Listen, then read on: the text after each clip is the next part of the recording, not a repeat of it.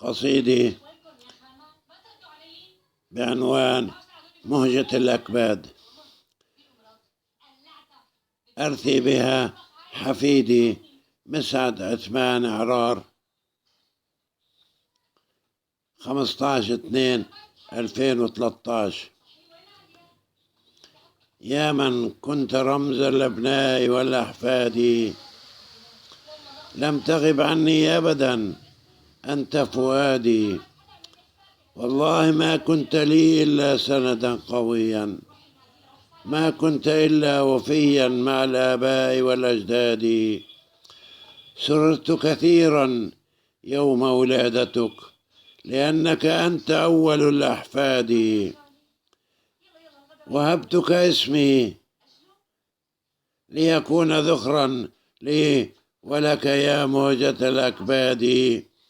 تضرعت إلى الله ليل نهارا لتعيش وتكون جدا من الأجداد. لم تكمل 30 من العمر يا حبيبي فبعدت عنا وطال البعاد.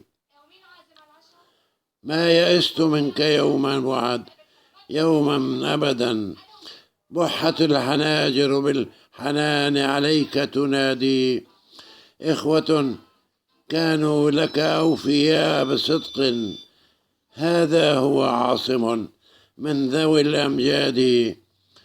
نور وجهك ما زال بيننا يضيء على كل الخلائق والعباد. تمنيت أن تكون لنا زائرا، ما حسبت بأن تأتينا ورقادي.